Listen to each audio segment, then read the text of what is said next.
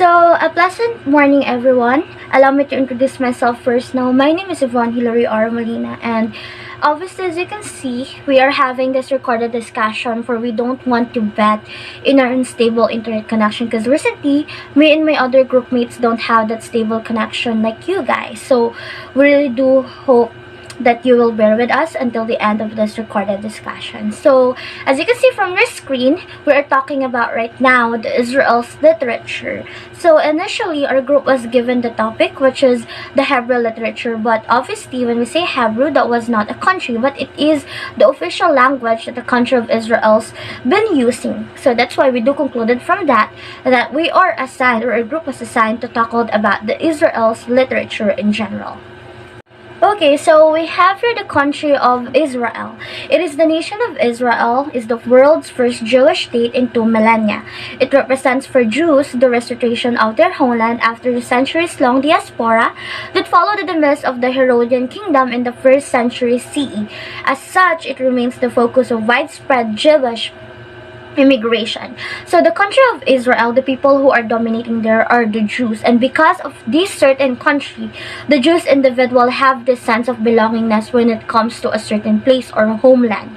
So yes, when we say Jews, there are the individual that practice the world's oldest form of religion, which is what we call the Judaism. The Judaism, it was the monotheistic religion. From the term itself, mono, there are, believing into only one God in the form of prophecy. So when we say the country of Israel, it is also the nation of Jews who are an individual who are also practicing the Judaism kind of religion as well. So if we are going to locate the country of Israel in the world map or its geographical feature, we have here. So there's a lot of different perspective depending to the point of view where you are locating the country itself. So the Israel first stands at the crossroad of Europe, Asia, and Africa. Geographically, it belongs to the ancient continent and is part of the Middle East region. And if you are in the perspective of West, however, it is bound to the Mediterranean Sea, Lebanon, the Syria border, and if it is to the north, Jordan to the east, Egypt to the southwest, and the Red Sea to the south. So if you can see, or if you've noticed, locating Israel is kind of a process because there's a lot of perspective going on. But the very basic questions that the people tend to question themselves if you are talking about geographical feature is the content of a certain country. So basically, the Israel found or included in the Asian continent like the Philippines does, because Philippines and Israel are both found in Asian continent. Okay, so why does the Hebrew or the Israel's literature popular all around the world? It is simply because of their most important work of ancient literature, which is what we call the Hebrew Bible or the Book of Remembrance. So as we all know, the most selling book of all times is what we call the Bible. Since then, until now in the present and in the future, I do believe that Bible will be consistently as the most selling book of all times and the most, important literature all around the world. For the people knew in the very first place that having Bible is very important, for it is the sacred writings that we should have the basis in living our life into the fullest.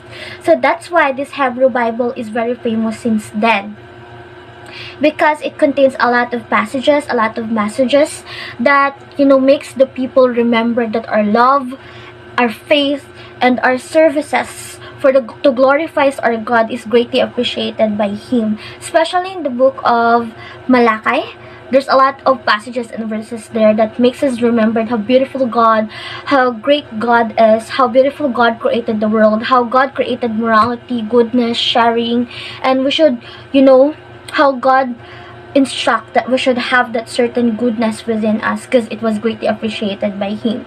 So this Hebrew literature, it is still present in this Bible or in the present Bible we knew in these times. It was called already as an Old Testament. So if you are inclined or you're an individual who are inclined in reading Bible, especially in Old Testaments, definitely you can find a lot of passages and scriptures there that give us the wisdom of remembering how beautiful God and how He appreciates us as being faithful, as being good individual living in this world that He created.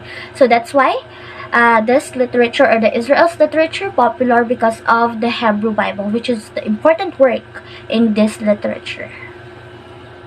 Okay, so right now, guys, I will be giving you 3 of the most famous authors coming from the Hebrew, or what we call the Israel's literature as well. Starting first with Ruth Almog. So Ruth Almog was born in 1936 in Petah Tikva, Palestine, to parents who made Aliyah from Germany. Almog's literary writings are recognized for their awareness of the conditions of non-belonging in the land of Israel, particularly her first collection of stories entitled The Margarita's Nightly Charities in the year of 1969. So Ruth Almog, as what I've said, she is one of the most famous, most prominent authors coming from the Hebrew literature because of her subject matter in writing her literary pieces. She was somehow focusing on giving awareness to her readers about the conditions of non-belongingness in the country or the land of Israel. So as what I've told you a while ago, the land of Israel, it was composed or dominated by the Jewish individuals. So somehow, maybe we can conclude that the non-belongingness that Ruth Almog focusing upon is the people who is not somehow Jews when it comes to their identity. So the conditions of those certain people when they are going in the country of Israel. So maybe that's their subject matter. So yes, her most famous works are the following. Excuse my readings or pronunciation if was not correct. So we have here the 3 of the many. We do believe that there are a lot of famous work that Ruth Almog written, but I just provided 3 of them. So we have here the Hasdai Halayla Shel Margarita, or in English, that was the Margarita's Night Grace in the year of 1969. The second one we have here is the Be'eretz Grera, or the Exile in English, in the year of 1971. And lastly, we have here the Ahare Tobeshvat, or Shvat, after Tobeshvat, and that was in the year of 1979.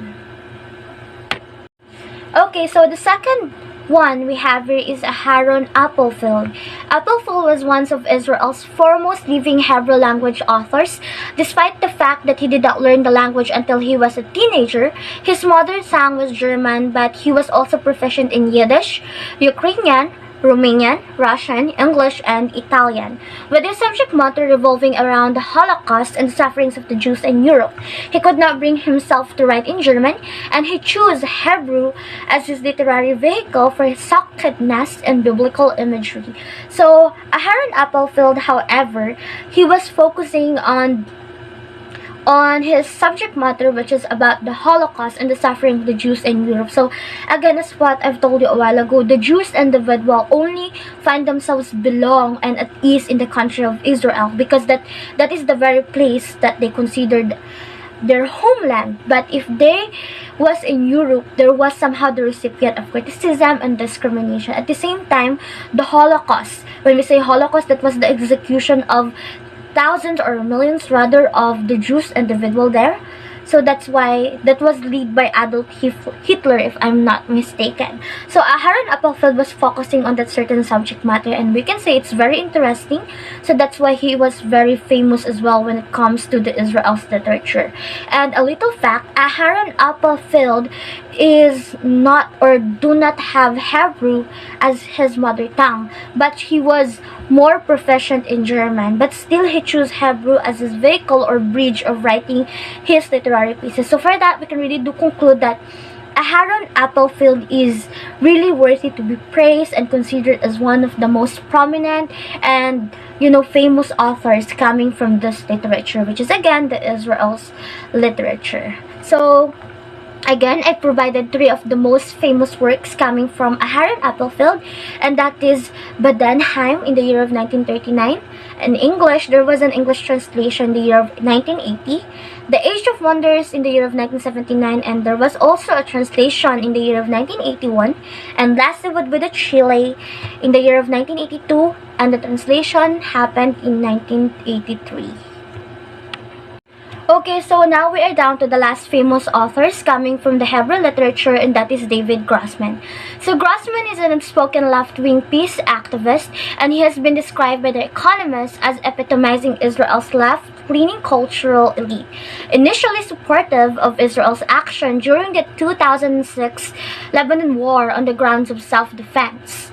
On August 10, 2006, together with his fellow authors, Amos Oz and A.B. Bett. So David Grossman, however, he somehow uses his platform and talent of writing literary pieces to promote peace. Because he was a peace activist, he was very spoken and expressive that he wanted to have peace all throughout the world, especially in the country of Israel. Because as we all know, Jews, who is the people or individual dominating the country of Israel, somehow the recipient of criticism, judgment of different kind of individual all throughout the world, like the Europe specifically. So that time, Grossman really wanted to spread the peace, the peace all throughout the world. That's why he was using his literary pieces as his vehicle in promoting what he really wanted to say and promote peace all throughout the world. So that's why I also been provided three of the most famous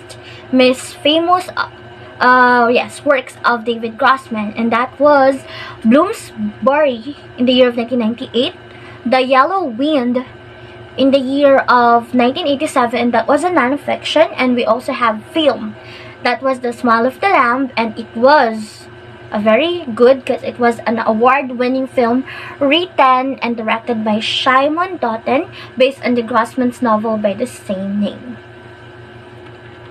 Okay guys, so as you can see from your screen, we also provided some of the links that will direct you to the website where we retrieve some of the information included in this PowerPoint. So if you want to, expand your learnings about the Hebrew literature, feel free to access those links.